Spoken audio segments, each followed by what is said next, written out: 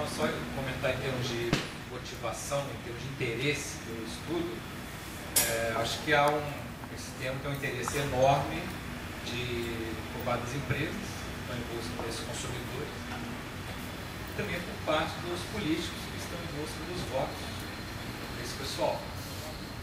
E um dos aspectos mencionados na pesquisa é a caracterização, quais são os valores. Eu não sei se está dentro do escopo da pesquisa, mas eu tenho uma curiosidade muito grande também de entender por que isso está acontecendo. Eu fico pensando nessas coisas macro, que o Armando falou, de commodities, né, termos de troca. A própria bolha, todo mundo surfou na bolha. E aqui na América Latina a gente se beneficiou também do remédio para a crise, que foi o aumento da liquidez internacional, que veio em grande parte para cá. Então, mas aí eu não sei se é... o que aconteceu? Por exemplo, no Brasil, você tem reformas que começaram desde a década de 1990, abertura comercial, todo o resto que a gente sabe. Né? Eu estou falando isso porque, agora, de um tempo, será que se tem causas internacionais, o mundo agora mudou um pouco. Se essas reformas têm a ver com isso, se isso é efeito desse estoque de reformas. Essas reformas pararam de acontecer já há alguns anos. Então, eu fico curioso também de tentar entender, mas não sei se está no escopo do trabalho, por que isso aconteceu, esse crescimento da classe média. João, só um pouco a frase de efeito que eu tenho, talvez essa nova classe média seja mais sustentável do que das ideias daqueles acham que ela não é sustentável. Eu acho, assim, olhando para os dados de pesquisas domiciliares, é renda do trabalho, emprego formal, uma legislação completamente maluca. Então o empresário está pensando em demitir esse cara logo que custa caro. Assim, eu acho que os dados do survey, só para fixar bem a minha percepção, mostra que o cara virou classe média porque ele está tendo menos filho, porque ele foi para a escola e ele está conseguindo um trabalho. Não é o programa social com crédito ao consumidor. Isso é parte, mas tem um componente estrutural e eu assim, acho que é o meio fla-flu, consumo versus produtor. Eu acho que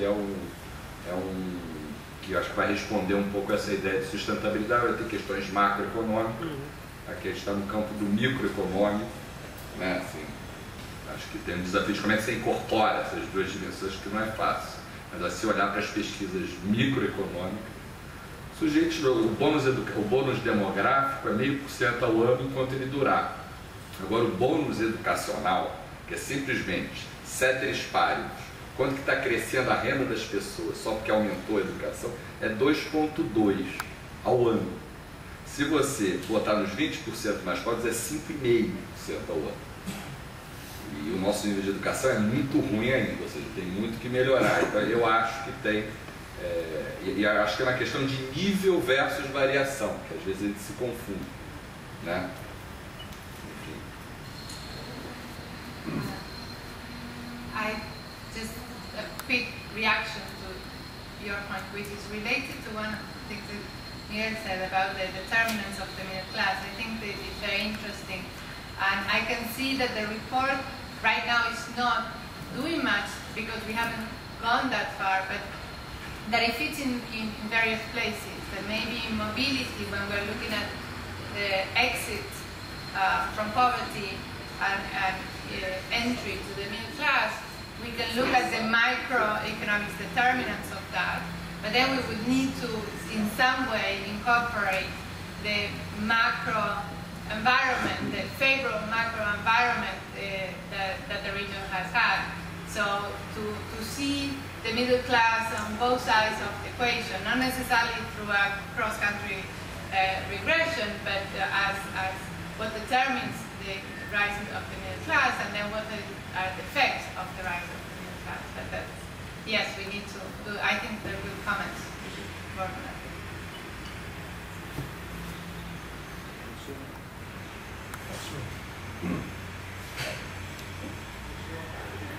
Uma questão rápida, ligada ao que o Marcelo disse da sustentabilidade.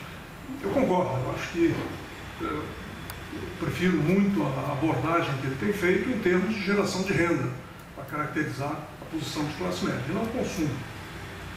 O consumo é complicado, a pauta de consumo está mudando com velocidade gigantesca, enorme.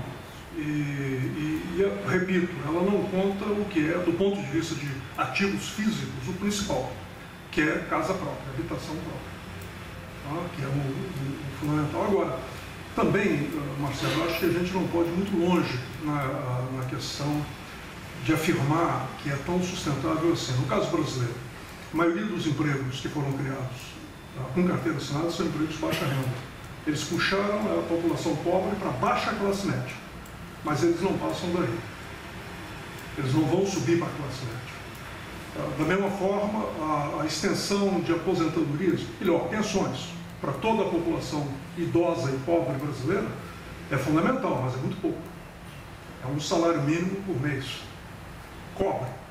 É muito melhor isso do que nada, óbvio. Mas não é tanto. Tem outros aspectos da sustentabilidade que me parecem fundamentais. Um que eu gostaria de mencionar nesse sentido tem a ver exatamente com esse jogo entre a mobilidade intrageracional e intergeracional. Porque essa classe média que ascendeu no Brasil, ela continuará muito mais vulnerável do que a dos seus filhos. Ou seja, o grande salto para a classe média vai ser dado pelos filhos de quem entrou nessa classe média agora, não por eles. Eles não têm educação suficiente para subir. O que chama uma classe C, ela não tem educação suficiente para passar do nível que está. Nem em termos de emprego, nem de renda, nem de nada. São os filhos. Então é muito interessante ver o padrão de investimentos. Nós medimos isso na pesquisa, o padrão de investimentos em duas coisas. Primeiro, investimento em capital humano. As famílias de classe C, ou seja, dessa classe, setor vulnerável da classe média, elas fazem um esforço sobre-humano para a educação privada para os filhos. Ela não aceita a escola pública.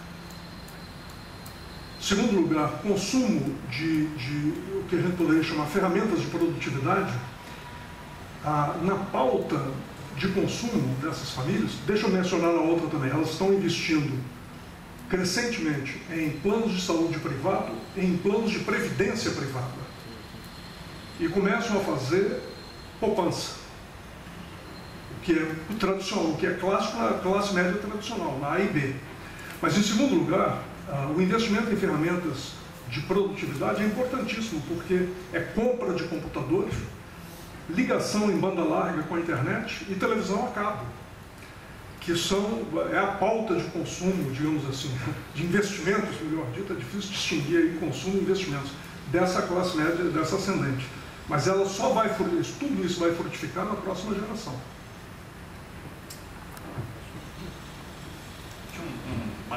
Dois ou três comentários aqui, vários deles relacionados a coisas que o Amaury tinha dito. O primeiro deles, nos seus comentários iniciais, você tinha falado dessa grande mobilidade intergeracional que se mede no Brasil usando os dados ocupacionais, né? E como isso contrastava com o que a gente estava apresentando em termos de uma baixa mobilidade intergeracional na América Latina em termos de correlação educacional. Isso me parece muito interessante e me veio à mente aqui uma hipótese que eu não tenho certeza se tem algo a ver, mas que eu acho que nós poderíamos investigar, que é a seguinte. Eu também disse que há uma enorme mobilidade se a gente olhar para as quantidades, né, do movimento puramente de educação, por exemplo. Então, você pegar os pais e filhos, sei lá, 30 anos, uma diferença de 30 anos de uma geração e a outra, você tem um crescimento de educação de 4, 5 anos de escolaridade às vezes, né? Como é que dá uma correlação tão baixa? Uma correlação tão baixa porque, de certa forma, foi um crescimento em paralelo, né? Agora, com a enorme... Quer dizer, o que eu estou pensando é o seguinte, uma maneira de square the circle aí seria a seguinte: se ao longo do tempo essas economias, digamos o Brasil, tiveram um crescimento grande, ainda que relativamente recente comparado com outros países, em nível educacional, uma urbanização enorme, um processo migratório enorme, um processo de transformação estrutural da economia muito grande, com industrialização, que implica tudo isso, urbanização, migração, industrialização, uma transformação radical da estrutura ocupacional, mas que a fila não tenha mudado tanto, entendeu? Isso quer dizer, a correlação né, é uma correlação de ordem, principalmente. Então é possível que as duas coisas coexistam, ou não sei, precisaria ver, mas eu acho que é uma hipótese que talvez seja interessante pensar. Né? Isso é e aí entra em umas questões bem grandes, porque entra numa transformação estrutural da economia que eu acho interessante. O que me lembra, aliás, certos estudos do François Bourguignon e outros, dos quais eu participei com o Ricardo Paes de Castro, a gente tentava olhar transformações de desigualdade ao longo de 20, 30 anos, muito com base nessas transformações estruturais de economia e desenvolvimento. De certa forma, se houvesse um paralelo disso com a questão da mobilidade, acho que seria interessante também. Essa é uma coisa. A outra coisa que eu queria mencionar é esse ponto que você fez agora sobre investimento em seguros, planos de saúde, planos de aposentadoria, poupança. Tem uma série de razões pelas quais isso é interessante. De um ponto de vista relativamente limitado desse estudo, sugere que talvez a nossa decisão de ter usado essa coisa da vulnerabilidade como o functioning, uma característica importante de definir a classe média, não seja tão ruim. Isso foi uma discussão grande que a gente teve. Quais são os functionings? A ideia era a seguinte: tudo bem, pobreza, as linhas variam, porque varia o coeficiente de Engel e tal, mas no fundo é sempre um funcionamento, que é comer. Certo? Ter o suficiente ali para comer, varia o quanto que tem que gastar com transporte, mas de certa forma ele é ancorado em calorias de uma forma ou de outra, nas linhas absolutas. Qual é o functioning, qual é o conjunto de seres e fazeres na linguagem do Sen que se relaciona com a classe média? E nós pensamos em várias coisas. Acabamos seguindo o Luiz Felipe, Lopes Calva, pegando essa coisa da vulnerabilidade. Várias coisas que você falou, eu acho que eu tinha muitas dúvidas sobre isso, mas eu acho que eu estou ficando mais um pouco confortável com isso. Esses investimentos nessas coisas são todos instrumentos de segurança, instrumentos de reduzir a vulnerabilidade. Você também mencionou três coisas, que era educação universitária, casa própria e renda estável. Casa própria e renda estável tem outros fatores, mas casa própria e renda estável, ambas também têm um elemento de proteção, né, obviamente, de estabilidade. Então eu achei isso interessante. E o outro ponto em relação ao crescimento, né, e a macroeconomia e commodities, essa coisa, tem dois elementos sobre isso, não sei muito bem como colocá-los, mas é o seguinte, do ponto de vista estatístico, você tem, primeiro, né, uma coisa de saber, bom, esse crescimento da classe média, o quanto dele é só crescimento econômico e o quanto dele é mudanças na distribuição, por exemplo, curva de Lorenz. Então, naturalmente, as pessoas que sabem isso, a primeira coisa que elas fazem é o que o Marcelo fez, que é essa decomposição da trabalho que ele mencionou, que é exatamente isso. E depois eu tenho que aprender com você como é que você fez com uma parte superior aí, né? Porque tem um termo a mais, né, nessa decomposição, porque tem dois limites agora na classe média. Depois eu vou te perguntar mais detalhes. Esse projeto de distribuição importa, Pois é, então isso é uma coisa que a gente vai fazer também. E como é que isso se refere a isso? Porque se refere a isso da seguinte maneira: certamente uma parte enorme desse crescimento da classe média, aqui na China, em outros lugares, tem a ver com crescimento, puramente. Né? Agora, daí, o que eu estou querendo dizer é o seguinte: eu não sei se esse relatório deve ir além disso e também tentar chegar às causas do crescimento. Quer dizer, boom de commodities, crescimento da educação, crescimento do mercado interno, todo um debate de o que está por trás do crescimento, que é importantíssimo. Mas eu acho que se a gente entrar por aí é outro relatório, né? Vários outros relatórios, aí para chamar o Pedro, o Ferreira e várias outras pessoas, porque aí sai um pouco. Quer dizer, eu acho que do nosso ponto de vista a gente vai ter que acabar se restringindo a dizer o quanto que é crescimento e o quanto que não é. Por trás do crescimento é um monte de coisa. Também tem outras perguntas interessantes, por exemplo, o papel do boom de commodities que tem transformado a economia brasileira, né? Mas a nossa pauta de exportações voltou a se desindustrializar de certa forma importante. Nós passamos de, sei lá, 60% de produtos manufaturados na pauta de exportação para 40 e poucos por cento no momento, nos números que eu vi. O papel tem desempenhado esse processo na dinâmica da distribuição, na queda da desigualdade. E é uma pergunta que eu acho que ainda não tem sido muito bem respondida. Nós sabemos que há uma convergência entre renda rural e renda urbana no Brasil na última década. Continua o processo que já vinha de antes. Agora, o quanto disso que é salário mínimo e política social, tipo aposentadoria rural, a incidência do Bolsa Família na zona rural, e o quanto disso que é aumento de salário agrícola com base em produto marginal do trabalho mais alto, ou produto valor do produto de trabalho mais alto por causa do preço, a gente não sabe.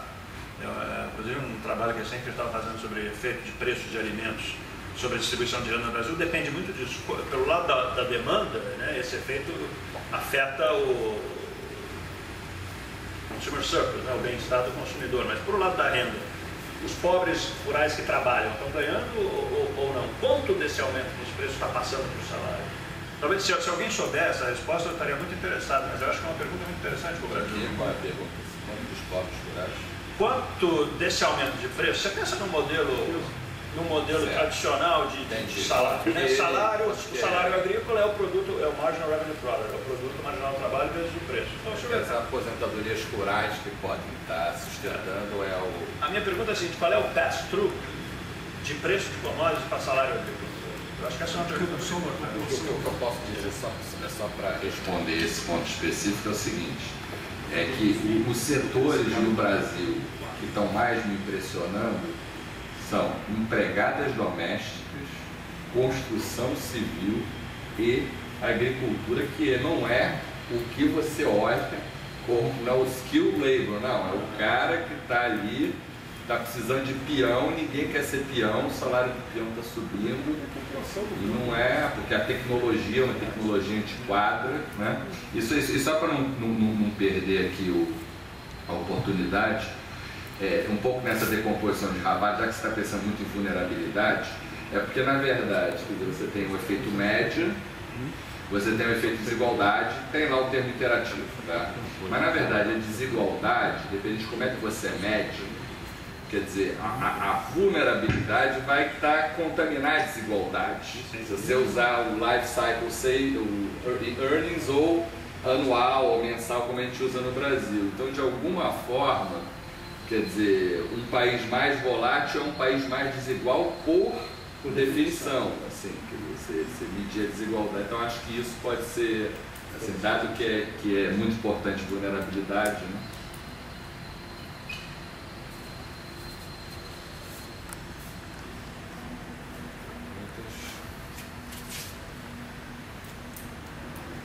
Só para fazer, estou usando já que a gente está aqui desde as 2 horas, mas para nós isso é tremendamente útil. Quero agradecer realmente a vocês todos pela presença e pelos comentários e contribuições. Um último comentário que eu faço, essa coisa da agricultura e de construção, e esse seu comentário, Amaury, de que já é até porque tem pouca força de trabalho, que ficou no campo, isso sem querer levar a coisa para um lado muito assim, histórico, mas isso é meio curva de Kuznets. Isso é meio olhar queda de desigualdade naquele contexto, que é um contexto que a gente já não olhava mais quase. Eu acho que é interessante também colocar isso, mas só isso. Excelente, quero agradecer também a presença de todos, e em particular ao Chico, sua equipe, pela parceria. A gente tem ali uma longa parceria, né, Chico? É verdade. E espero que continue. Exatamente, então prazer estar com vocês aqui. E esse material é capaz dessa gravação, para quem não assistiu, tal, ficar lá, tem que ver se ficou boa ou não lá no site, tal, todo. E isso aí, esperamos o relatório. Muito obrigado, hein, pessoal.